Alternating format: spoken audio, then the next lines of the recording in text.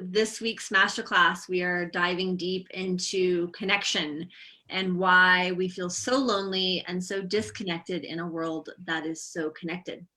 It's so interesting, like we are more connected than ever. And I think that what makes me realize even so much more of how much we're connected and more than ever is when I get my damn screen time on my phone. I don't look at that. It Ugh. makes me uncomfortable. It's uncomfortable. Yeah. I don't know how accurate it is because I mean, there's no way I spend 9 hours a day on my phone. There's no way. Right? That's the hope, right? Like we hope we don't spend 9 hours a day. I also always hide behind the fact that like when it looks at social media, it also looks at your text messages, and I use texting for work. So I'm like, oh, yeah, I'm just working. Yeah. No, but the reality is that we do spend a lot of time. And I had this conversation with Tasha the other day. For those of you that don't know who Tasha is, she's my wife. And I was telling her, I'm like, think about this, right? There's going to be a time that all of this phone is just going to be in your eye, right? And a lens in your eye. And then think about how we're like here sitting now. And we're just kind of sitting at the dinner table, and you're kind of slouched backwards on your phone. And then take off your phone, and then you're just going to be like this, just looking. I know, but that is not the goal, man. Like that's our. No, it is not the goal, but that's kind of the reality of where we're going. Well, it doesn't have to be the reality of where we're going. If we don't stand up and say a little bit more like, hey, we have a choice to actually be in nature, live lives, and like be human, or we have the option to go and be in artificial intelligence, to merge and to be kind of taught and shown what we want to see in the lens we want to see through, right? Like that's terrifying. It's terrifying. Well, I don't know about you, but I notice like a huge drop when I don't have connection, and I try and do my very best to have time alone and to be with myself and to listen to those times of myself. But you know, even going into a transition of like, hey, I'm going to take a week off, or I'm going to take a week back. I have a day or two of, I wouldn't say necessarily withdrawal, but like learning how to or remembering how to connect back in with just me. Yeah. Life. Yeah. And that's my, for example, I've been really wanting to go to Vipassana and to go sit in a 3-day silent meditation or a 10-day silent meditation or come to a dieta. And that's my biggest thing, right? I'm like, I don't know. And I hide behind the business, right? Because that's the other thing, right? We're all entrepreneurs. I mean, a lot of us are. So you hide behind the fact that you need technology for work, or you need technology for what it is that you're doing. But the reality is that you don't necessarily need it all the time, or you necessarily need it as much as you use it, probably. Hi, Shlee. Hi, Shlee. Welcome. Hello. Hi. Greetings, Shlee. Greetings, everything. We were just talking about how we're so connected in this day and age, and how lonely we all are, and how we're going to the internet, and we're going to our phones, and we're going to technology, and we're going to connection when we really don't even need it. No, we don't. We should go back to writing letters. Yeah. We should go back to writing letters. I'm going to send it on the Pony Express. And that's the problem, is that we have this like need, and it used to be like 2.6 seconds. Like when someone asked you a question or someone asked you for something, you had like 2.6 seconds to give a response. I don't even think it's that anymore. I think it's like one point whatever seconds. Yeah. It's like we're so dismissed and everything has to happen so quickly. I mean, I remember years ago when the internet first came out, I think you guys weren't even born yet. Maybe. I was there for like the launch of the internet, and I was like, this is going to be dumb. Like, what am I going to do on here? And there was this video or this commercial on TV, and it was like this kid outside playing basketball, and it's like, Mom, has the thing downloaded yet? And I was like, no. And it was, you know, a good 30 minutes to get anything to work. And now we're like pissed off within like 2 or 5 seconds, like our shit's not working. Mm-hmm. Yeah. But the funny thing is how that has kind of translated now into relationships, right? And we talked about this at the beginning when we had the women's call and the men's call. And I believe it was Aaron kind of share about how now you want that feedback immediately, right? Mhm. And that's what people don't understand is like the amount of rewards that you get from your technology. It's all dopamine, right? It's all a drug. That's why you're so addicted to it. And there is this need for like approval and entertainment. And that's why so many people can't read a book, because a book is not entertaining, because your head has to entertain you while you're reading it. So it becomes so more and more difficult. Initially, I don't think we can go back to letters because half of the people don't know how to write. Like actually write.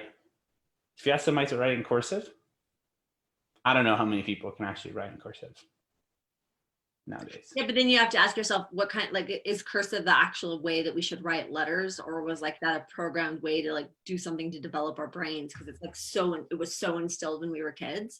Yeah. And, like, you look at kids who, you know, will never hold a pencil the way we hold them, or, you know, they're like iPad, and it's like completely changing the functionality and their ability in the brain. To never not know what it was to have an iPad in front of you or something in front of you is a Yeah. really weird, you know, world. Yeah. And I think you can even see online, you can see that actually the way that we use technology is actually changing the physiology of your body. So the fact that you're always kind of bent forward like this is creating extra bends and turns into your head. Mm-hmm. So it's really not going anywhere, right? But and it's also like where is it gonna go? Like how are we gonna, in this time of needing connection, how are we gonna give each other connection without technology? Even at home, right? With your partners, with your friends. Yeah, so like that was interesting when you brought that up for me a minute ago, because like I was thinking it's almost like, you know, when you're sitting with a partner or a person, it's like I need to understand what you're feeling right in this moment. Yeah. And if I ask you, hey, like what are you feeling in this moment, which could just be tired, it's almost like we're looking for like this an emotional emoji that says bing. I'm but like tell me how you're feeling. Yeah, and Yeah. here's some heart eyes so that you know that I like care about you, but I'm tired, or whatever it is. Yeah. And I think it's destroying our ability to be in the feminine. It's destroying the ability to allow and to, you know, let the process and sitting in the process of waiting for a person to show up and let you know how they feel, as opposed to us like demanding in this moment, I need something, I need some interaction from you, I need something from you, I need some feedback. Yeah. But it also makes it really funny because a lot of the times, and I get the pain of it, because you're like, everybody is always on their phone, yet when you try to talk to somebody, they don't respond to you. Right. So you're just like, I know you have your phone on you, so all the time. And so it creates this like vicious cycle of like, okay, are you ignoring me? You're not ignoring me, and like we don't have the ability anymore to be like, maybe he's just not looking at his phone. Right. Maybe he's in the middle of something. It like becomes this like problem. Right. So this constant problem. Yeah, and it's like I remember, you know, days and days when like I couldn't get a response or something from somebody, and there really is something to having to sit in the wait and be in the shit and like, allow the process of our feelings. And when it's just so quick nowadays. So it's a disease of the mind. I mean, if we can't have that instant gratification and that instant moment of connection or understanding, and I mean, I think in the conscious community world, and maybe this is an assumption, is that we have the ability, oh good, Renee, hello Renee, and I can see Carrie's coming on. We have this ability to say like, hey, I'm feeling weird.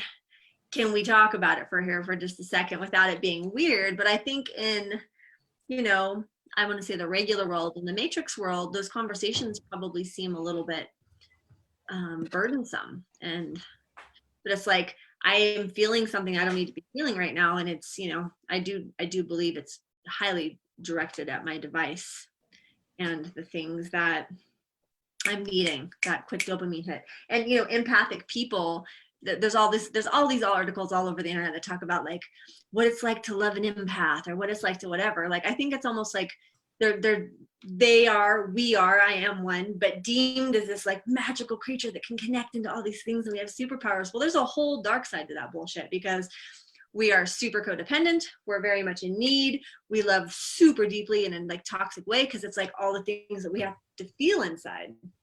So for me, the phone connection, technology, then we can go like, hey, this person's not replying to me, but I can see that they're on Facebook right now. Mm-hmm. Right. And I think about that all the time too, right? I'm like, so often somebody texts me and I don't want to respond.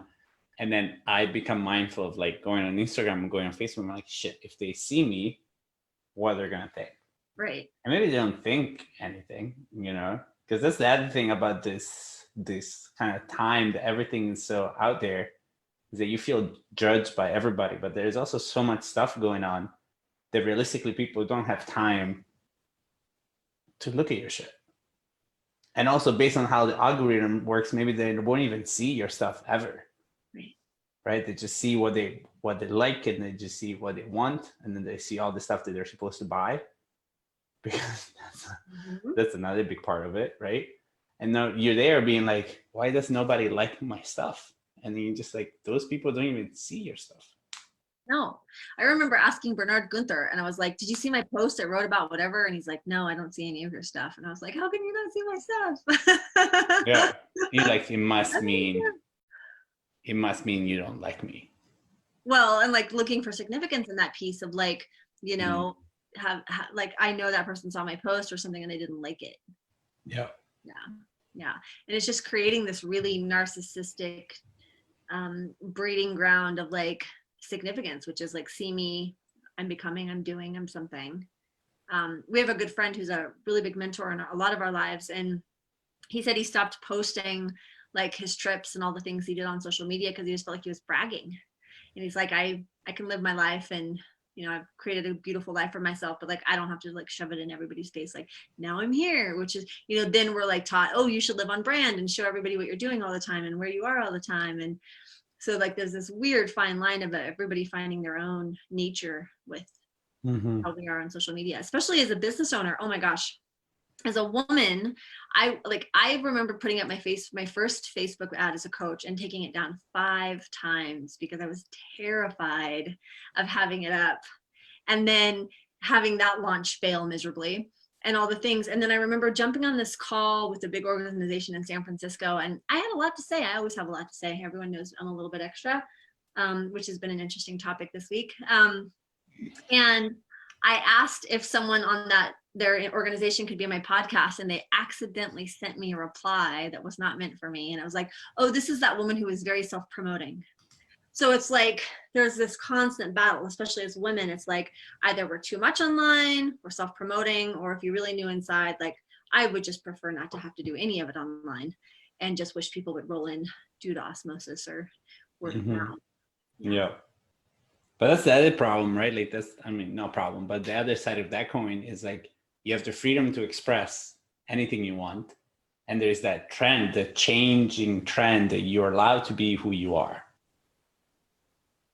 Yet, as long as it fits through the lens of what social says that it's the right way to do it, right?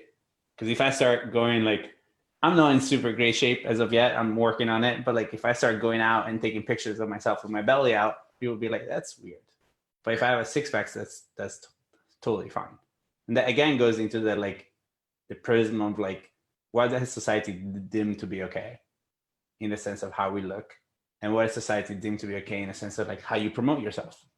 Because then if you are, I think Justin Shank, which is actually watching, kind of said this, is like, your friends will support you once the world starts supporting you.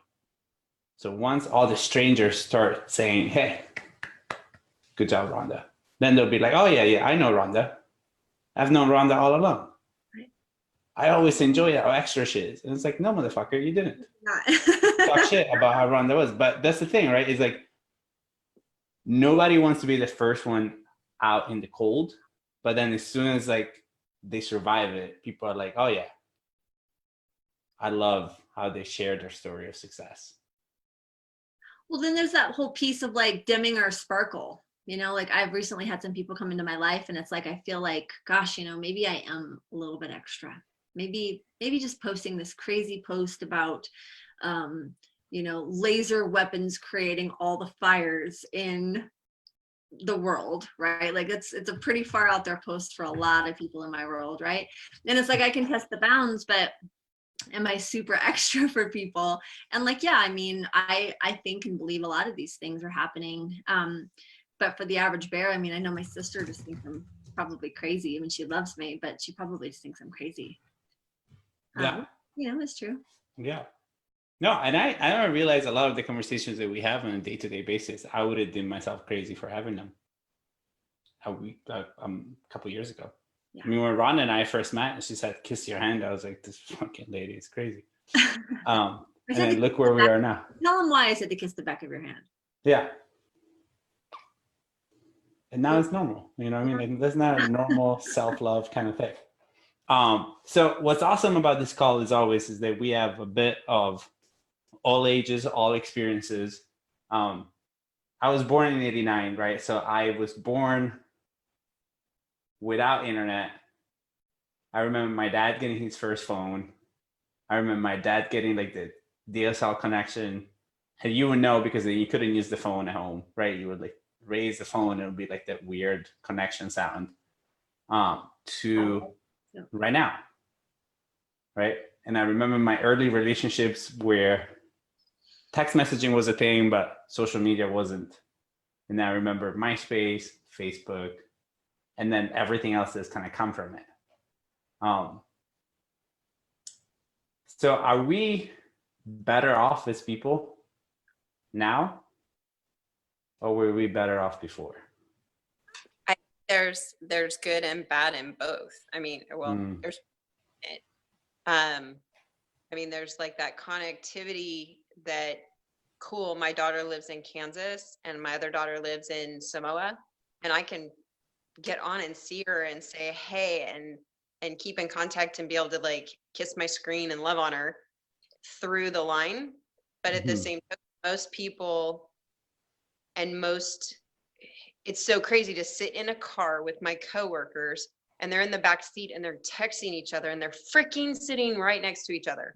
How disgusting, you know? But so many people don't know how to communicate. And I mean, text messaging always like scares me when I send stuff because I'm like, oh crap, did they take it this way or did they take it this way? Because they can't see my inflection and my smile. And they're like, what a bitch, she just said. And it's like, no, I said it like, hey, you know, and it's that whole thing. But to have a relationship, I mean, I have another coworker, he has a relationship with someone in New York and they see each other once a year. They talk once a day and it's all by text. You know, how crazy. Yeah. It's cool because for them it works. But for me, I see so much missing in, you know, touching someone's hand and sitting with someone on the couch and seeing them in their shit instead of just when they're on their phone, you know, or you can be crying and text a message that you're all happy. Nobody knows where you are or what you're doing. I don't know. So there's a lot of disconnect through our connectivity, but yet I don't want to give it up because shoot, I'm going to have a little granddaughter in March and she's in Kansas, you know, my other daughter's in Samoa for 2 years. I'm going to get to visit maybe once, twice. Yeah. That's my connection to her. So that's the power of it, right? Mm-hmm. Yeah. And that's for sure. Like I spoke to my grandparents this weekend and it's just like, it's so much easier. And even when I first came to the States, it wasn't that easy to call somebody back at home. Like you had to get those like calling cards. Yeah. I don't know if you guys ever used the calling card. You had to like then dial the number and then dial the code and then it'll tell you like, you have $3. Like, hi grandpa, I only have $3. Okay, thank you, bye. Like, you know, and now it's just like this conversation, you can FaceTime and you can everything. So I think people feel connected, but at the same time, like, it's so easy to connect that it almost makes you feel disconnected because then you don't know how genuine the connection is also. And that's such a powerful thing. Like I have a friend in Canada and we met on Facebook and like one of my very best friends in the whole wide world. And like we saw each other pretty quickly after we met, but I didn't see him for a couple of years. And like we were together and he's like, what are you doing? I'm like, I'm watching you walk. Like I've never really watched you walk. like I see this when I see you or I hear you. And it was like, it's weird to see people's mannerisms or how they do things, because we get this like super projected image right here of what people want you to see and know. So it's fascinating. We're missing out on such connectivity because nobody just like sticks their feet up in the camera or, or any.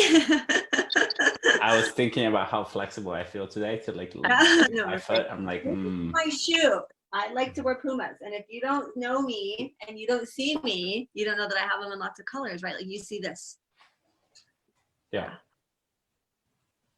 And this is easy to groom, right? Like I got a light, and the light changes the way I look today. Yeah, we were playing with our lights too. We were playing with our lights, and that's the thing, right? You can play with your lights, you can play with your shadows, you can play with everything, and then you meet people, and you're just like, dude, you don't look anything like that. And your energy is not the same, because that's the other thing that it's, to me, is the most disheartening thing about this time of connection, is that you don't actually get to know the people for who they truly are. Because it's so easy for you to put on a show and to like just send and post all the right things, and then you can feel somebody when you meet them and you're like, you're just really, really broken, and you're just really, really hollow. And like all this posts and all those things, you're just saying things, right? Which I guess would be the same though, like back in the day, like when somebody sent you a letter, how did you know? Well, by did the you time misread a letter? 3 months later. That's the thing, is nice, right? It's like you're so mad that you have to still send a letter and then go to the post office and send it. So by the time the guy gets it and sends it back to you, you're like, I don't even remember what we were mad about.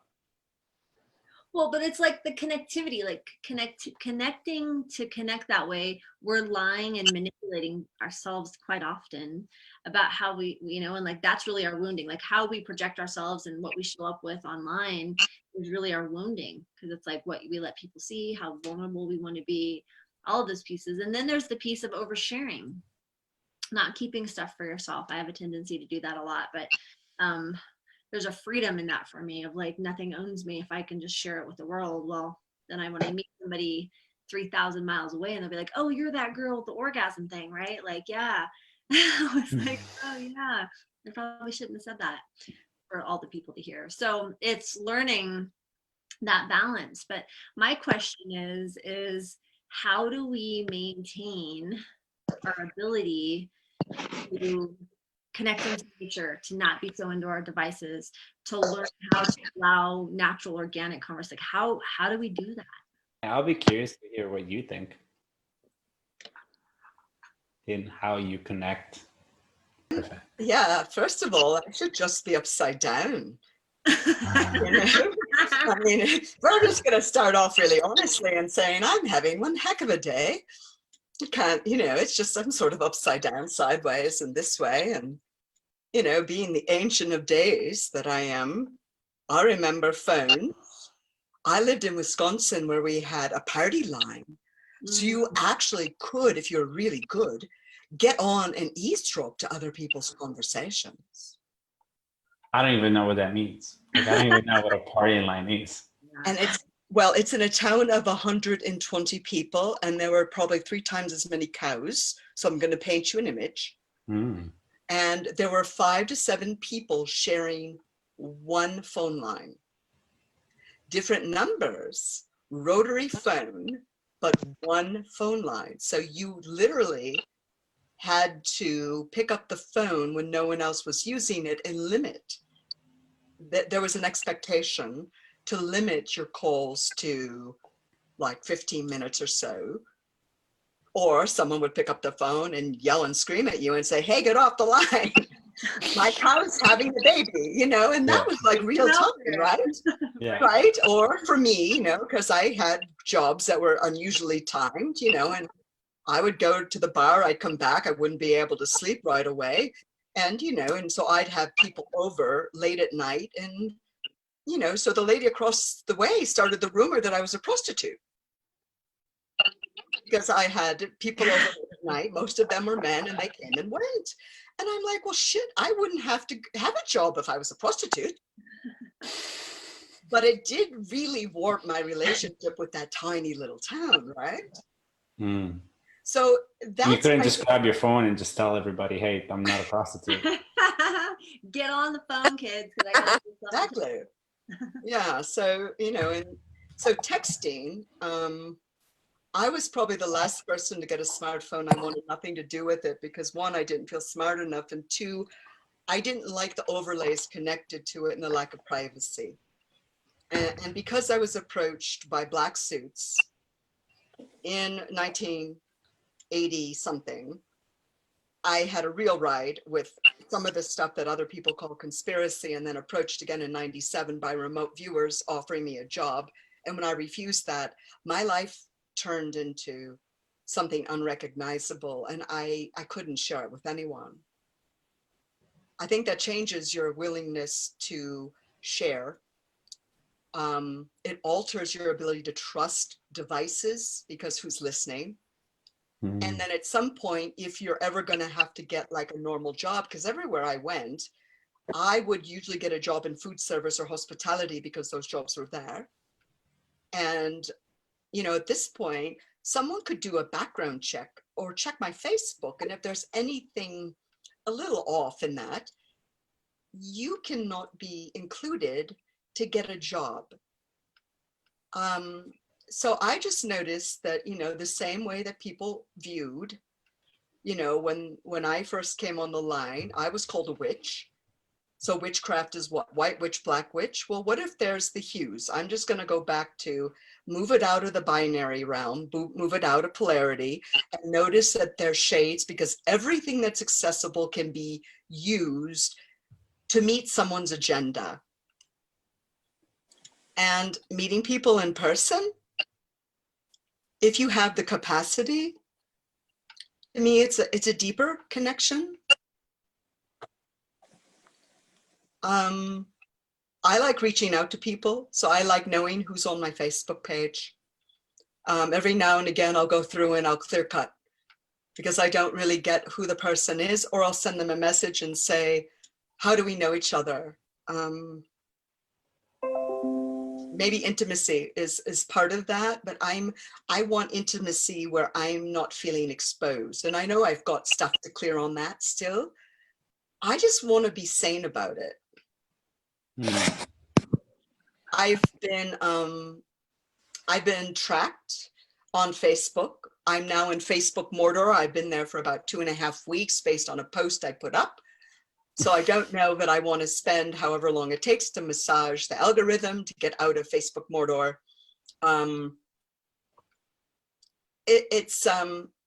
I'd like to use it as a trampoline to move people to a forum where we have a mutually agreed upon connection. What is it that we're, you know, mutually agreeing to be connected to?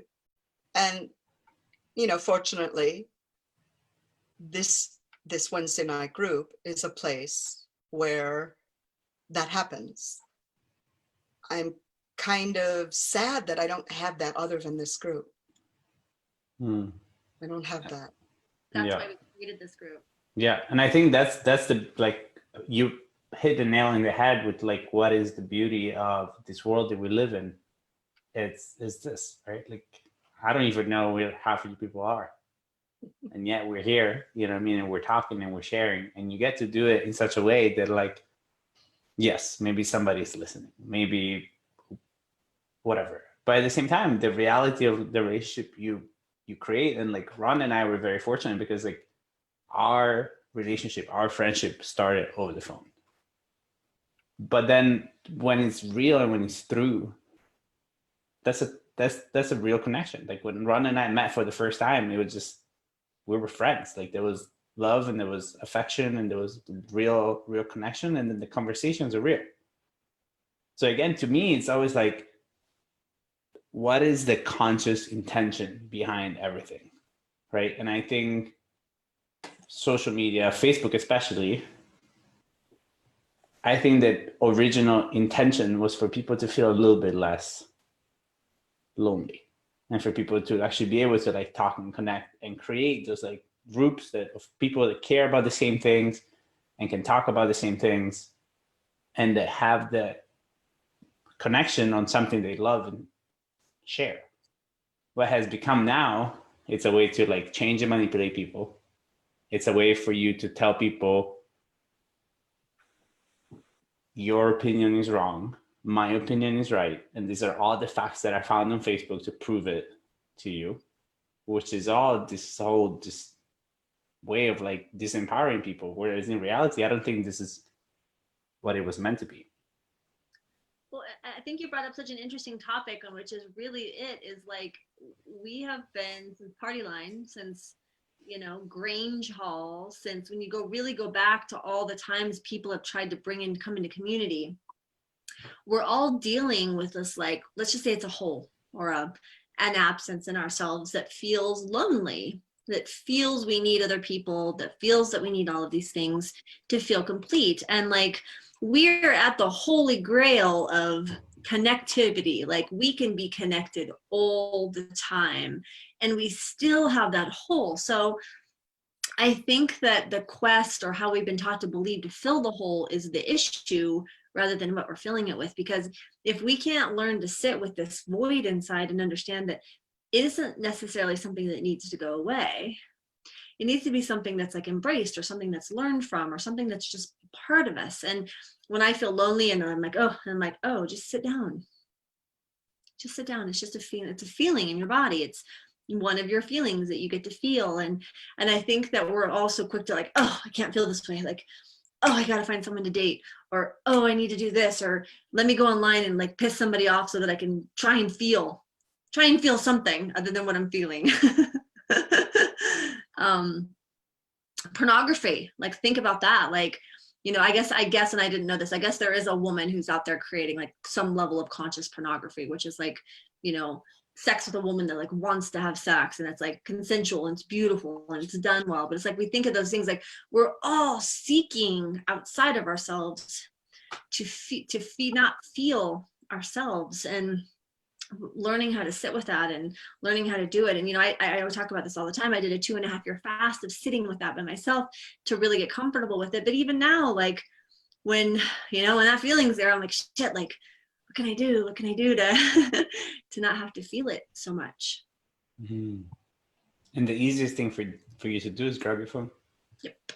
Right. And I realized, like, we were in Mexico for my birthday, and like, I wanted to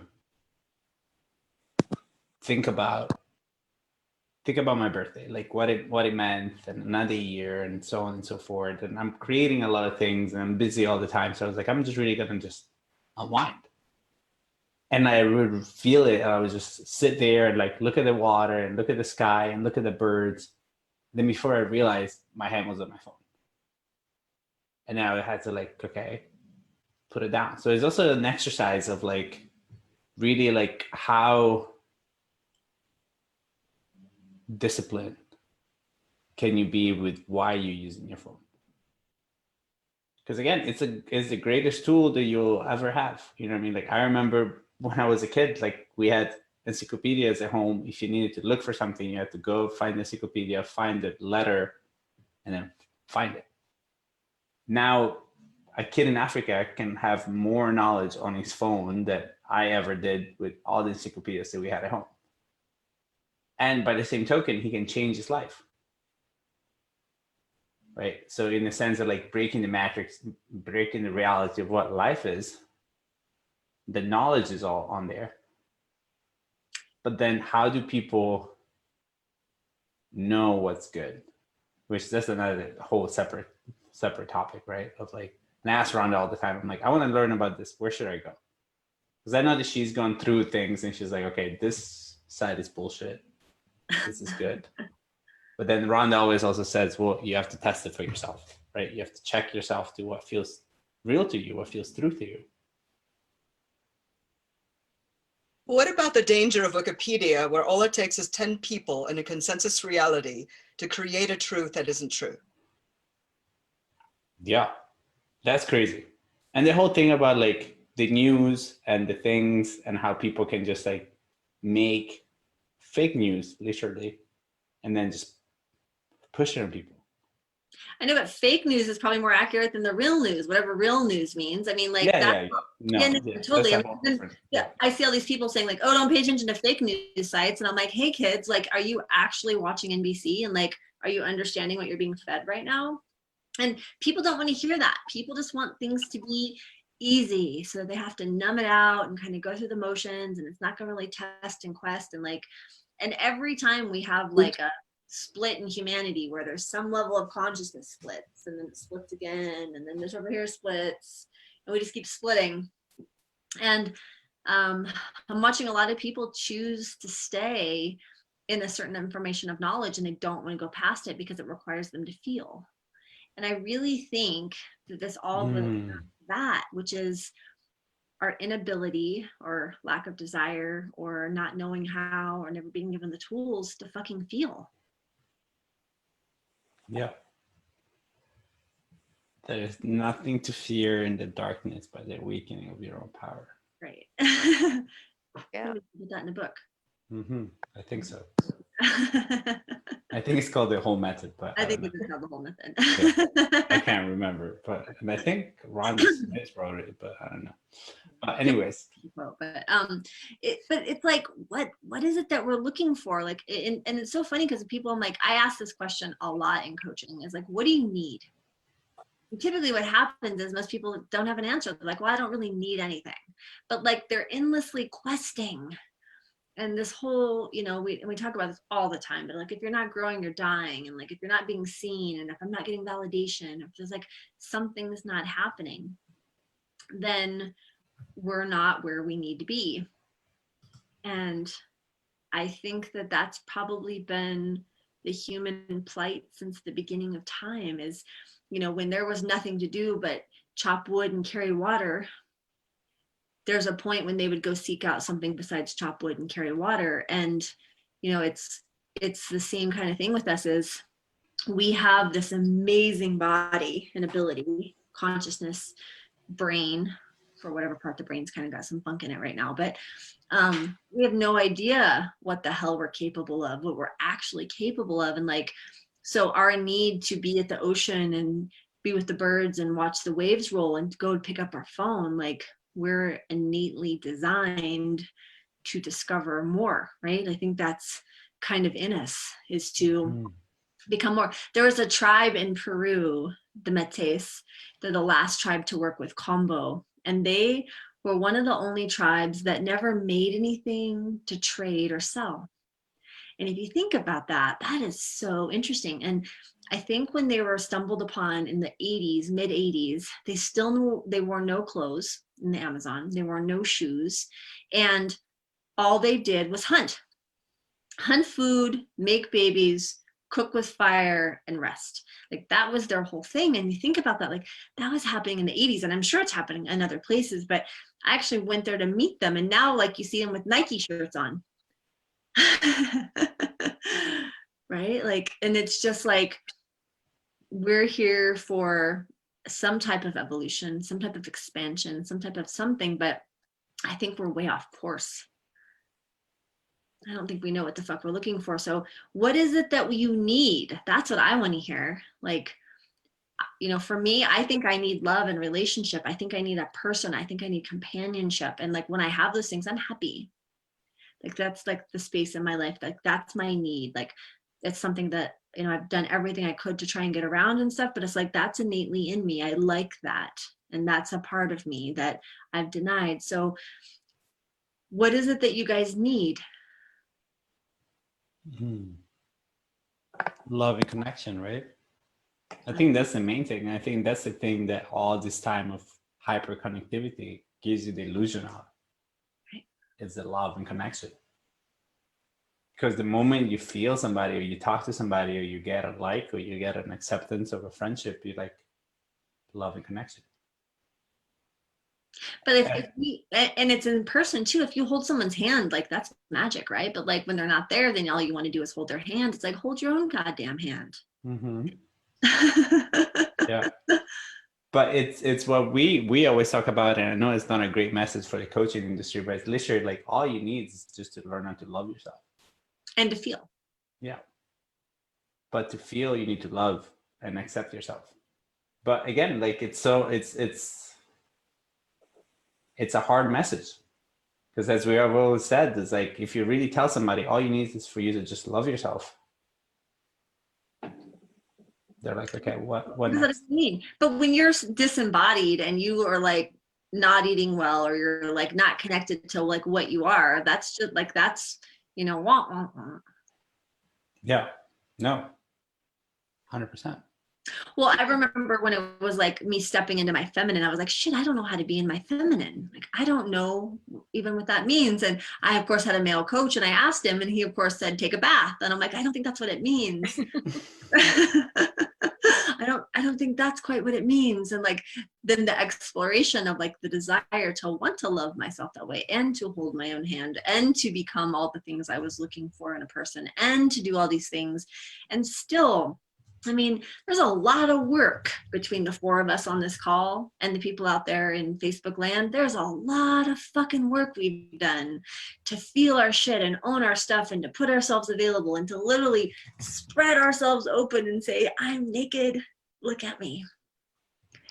And still, I have 9 hours of screen time on my phone a day. I do. See, I don't have a home, and my sound instruments have staged a coup. They're fed up. They don't want to tour. I've done touring for 13 years. So I'm staging a coup with the universe and said, okay, a sound dome, a home, land, and benefactors. That shows up. The instruments are going into storage in 2 weeks. Everything's else going into storage. And I'm taking off with a solid intention. It's different. I'm heading to Mexico, and then not the beach. From there, I'm asking to feel the aliveness in my body, because I haven't had that. And I've done so much in the past year around the terrain and the domain of the darkness and the military programming that is so fucking obvious to me on the Front Range of Colorado, and the misuse of magic, the misuse of medicine, the misuse that I wake up every day and go, oh, this. And that isn't who I know I am. And I've got to pull part of me up from where that part has relegated itself. It's not out there. I can feel it. It's down here. And I don't care where it is. I just know that I'm going to change locations in order to create an aliveness, and then see where the direction is. And if one more person tells me home is blah, blah, blah, I'm going to slug them. I can be the dragon of intensity. I'm very good at it. And I have other options too. It's just, for me, the greatest unkindness, which has been perpetrated a lot by social media, is impelling things into people's field. It doesn't feel kind to me. It doesn't, I just don't sense it as kindness, and I don't get it's masculine or feminine. Impelling something into the field is a directive. And what if you could actually just, because Rhonda, you're really masterful at this. You've shown me in a lot of ways, before I even had the courage to pick up the phone and contact you. You were on my screen, you were in my viewfinder, and it had not been for Facebook, I would have never met you. You know, so, and then I wouldn't have had connections with this. It's just, to me, the opposite of a vacancy is that pushing. It's like there's this inflow and outflow, and can I really ask for what I want? Can I ask for what I need?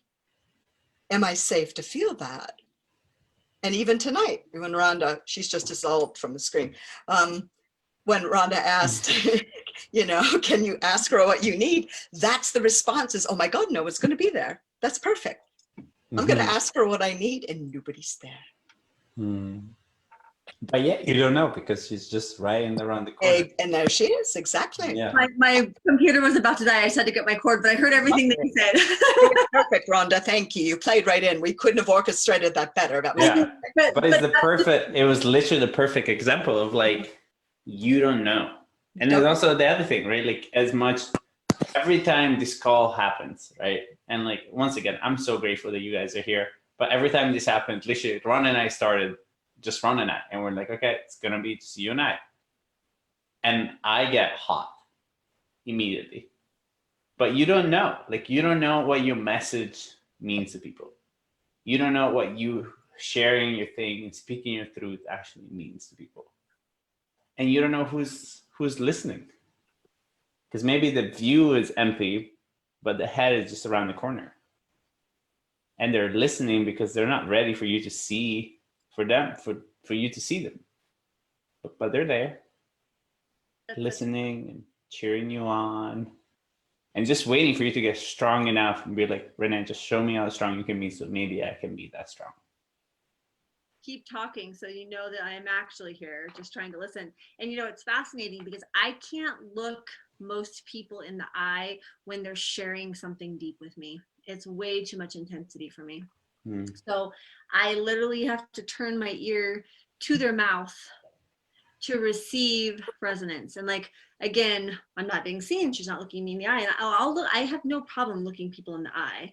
But it's like, if you want me to hear you, I need to have my ear to your mouth. Because there's way too many distractions happening.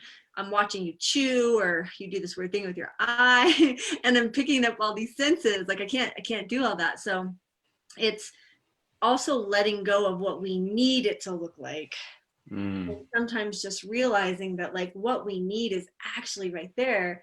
It's just not coming in our expected way. Right. And that's, you know, not all the time, but like that, I think that's hard for people too. So interesting that I could hear you, and it was probably better that I couldn't see you, Renee, because we do have such a connection. I probably wouldn't have heard it or felt it the same. Carrie Berry, Jewel. Yes, ma'am. What is your need?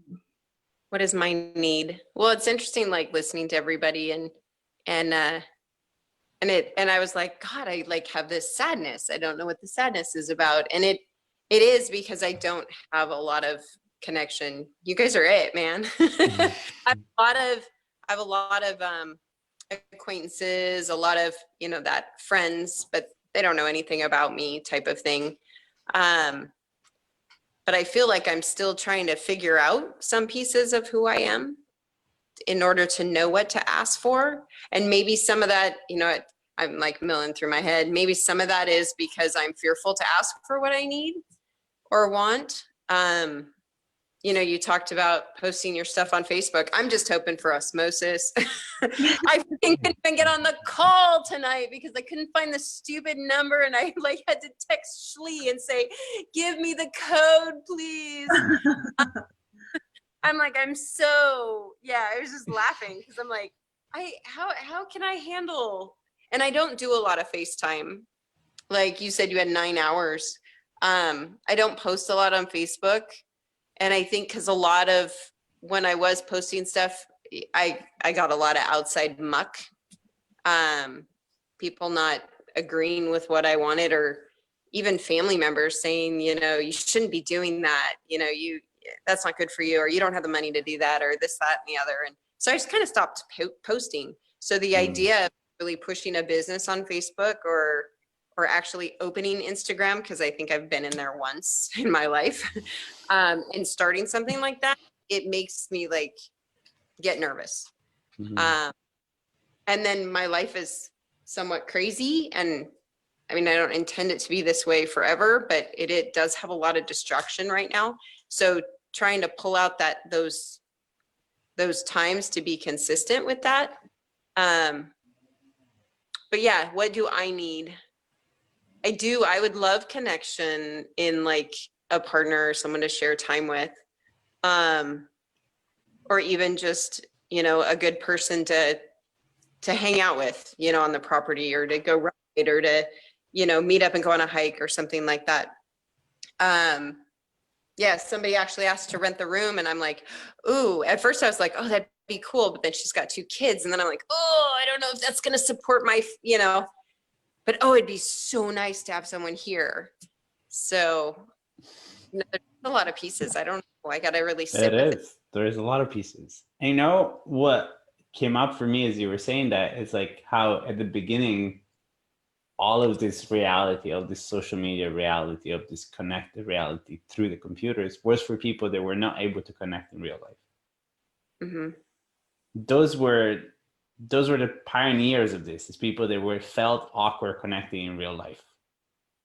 And now it's for everybody. Yet there is some people that are perceived to be excelling at it. And there are some people that are not excelling at it. But what does excel mean? Like that's the Yeah, thing. that's what I mean. Yeah, it's so many definitions, right? Perceived excellence of you can share things. And then to me, and I think this is kind of like cop out for anybody that's kind of on this path of awareness and self-awareness and consciousness. It's just like, to me, I can always see my work in all my resistance. So my fear of posting is my need for approval. Yep. So the best way for me to face it is for me to do it. My fear of not getting likes is my fear of not being loved. The best thing that I can do is love myself and then post it. So in a sense, to me, it's such a great mirror to my life in all areas. But at the same time, I can see the cracks.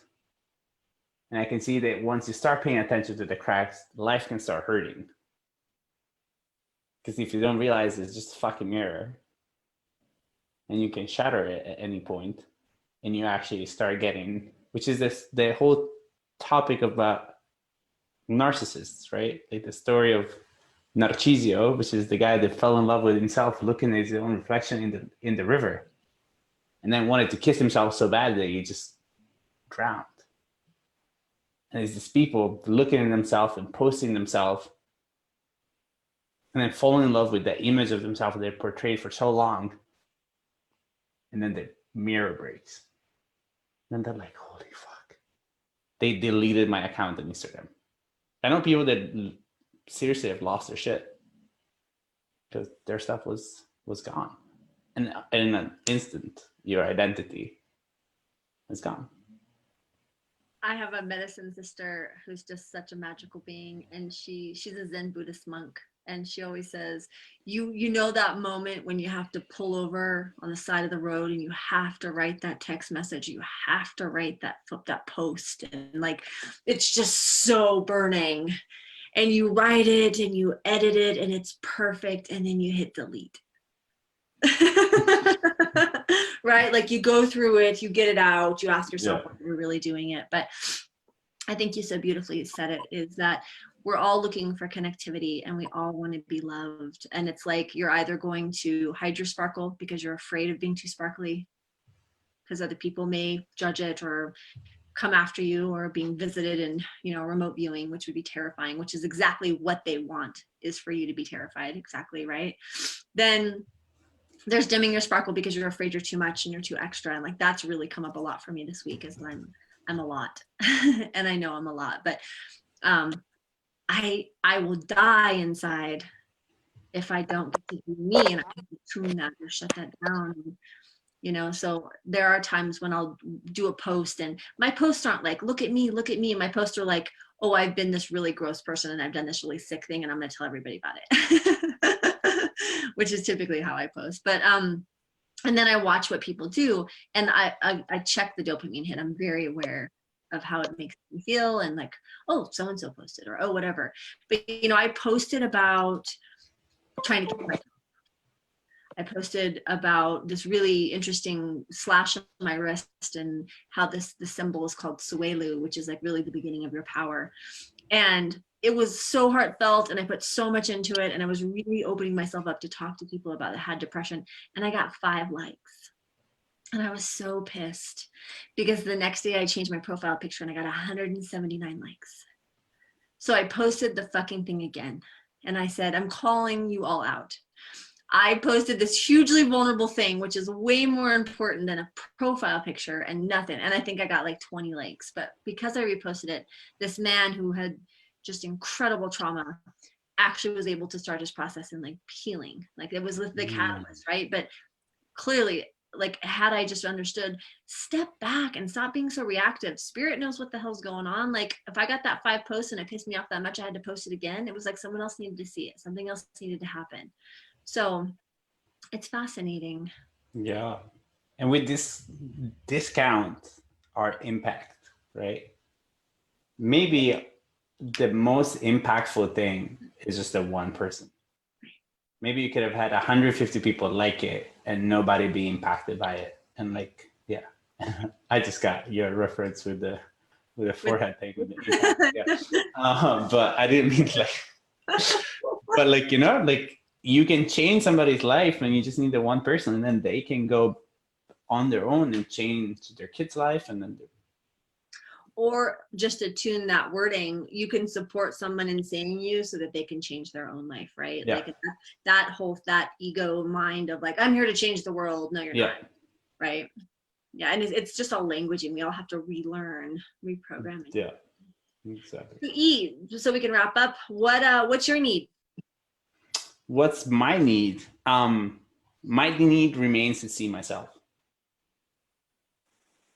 And that's, to me, that's my daily work, you know, it's to love and see myself. And I love myself a lot more than I ever had. And like, this has been a journey for me, right? But like this journey of waking up in love with myself every day and being gentle with myself.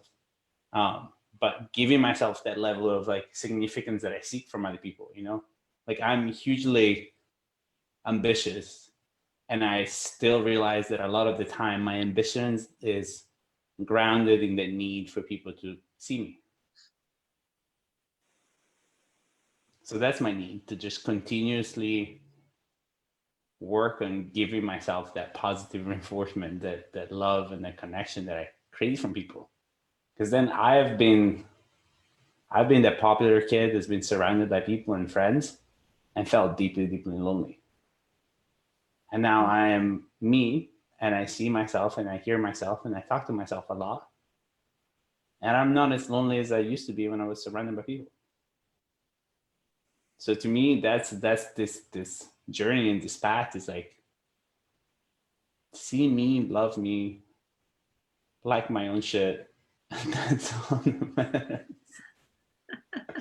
Give myself the cookie points. I don't need anybody. Like, I'm old enough, I can bake my own cookies and give myself cookie points. You know what I mean? I don't need anybody else to bake me anything. What's your need, Rhonda? Yeah, I mean, like, you know, like I lean in on you on this stuff all the time. Like my need really was to understand what I was here to do. And I feel like that's super clear. And like, I feel like it's a little bit like a waterfall in the sense of how much of it is actually flowing for me right now. So I'm super grateful that I'm able to catch it and create. But yeah, I mean, partnership. I mean, I have an intimate relationship with you. Well, obviously we're not sexually intimate, but we have a very deeply intimate relationship, you and I. I have that with the DJ, our partner. You know, Carrie and I have shared really beautiful intimate, like I have so many levels of intimacy, but like that one piece for me is like the part that has been lacking. And I've really tried to do as much work as I can to become all those things myself. And had a lot of people in my life that said I don't need it from someone else, that it only can come from me. And I do hear that very much, but I'm happy. I'm a happier person. I'm more grounded. I have more joy in my life when I have someone to share that with in a deeper way. Yeah. So that's really the part, and I'm working on that right now. Yeah, I'm working on that right now. So yay! Hopefully he's not on the call and he didn't hear any of this. Oh, he's totally weird anyway, but yeah. That's awesome. Renee, thank Carrie, do you have you any last always minute for- things? Yeah, that also. I just want to share that after last week, I reached out to Carrie and we scheduled a time to connect on Zoom to get to know each other better. Mm, And it look was, at that yeah, connection. yeah, It was very, yeah. That's awesome. yeah. Perfect. Well, guys, once again, this is our masterclass series. We would love to have you on and actually participating. We know you're watching because I can see you watching and then jumping off. I know the topics here can get a little bit weird and kind of move your muck around. But you got muck. So if you want to keep living in it, that's fine. We still love you and support you. But once you're ready, come talk to us and come open yourself up and share. And even if you're not willing to share, just come on by. We love everybody. I mean, 4 people on a call this week, like, again, we never started Expanded Human to go massively wide. We wanted to go very, very deep. So whatever that means for however many people show up, like, we're super happy with that piece. Mm-hmm. But, it's like, don't be afraid. And there's a lot of vulnerability on these calls because, that's just what happens. So I get it. People have to dip their toe. Yeah. But vulnerability, kind of wrapping up, it's to me, that's the recipe through like real connection. The moment I take off my mask, and I take off my pants, and I just can be who I am, then you are going to be who you are. And then our souls will be like, shit, this is real. This is a real conversation. That's all your soul wants. That's why it was so easy to make friends when you were kids. Because when you're a kid, until the world tells you, you can't say hi to somebody that way, you can't wave your hand like that, or you can't go like that. You walk to anybody on the playground and be like, hi, you want to play? And that's kind of what we lost. To me, at least, that's the thing that I missed most. Just walking out to strangers and be like, hey, you want to play? Try to do that now, see what happens. Oh, I get a little scary. people look at you a little weird, and I'm guilty of it too. If some random stranger will walk up to me and be like, hey, you want to play? I'll be like, oh, Rhonda, help. Why they always like coming to me? I don't know the answer. I make terrible. I don't know. But I feel like you would be the person to help me in that moment. Probably. I would at least help you like understand that, why they stole your pants. Yeah, exactly. Yeah. Awesome. Well, thank you guys. Thank you. Thank Deeply you. Yeah. grateful. Right. Have a beautiful evening. Bye.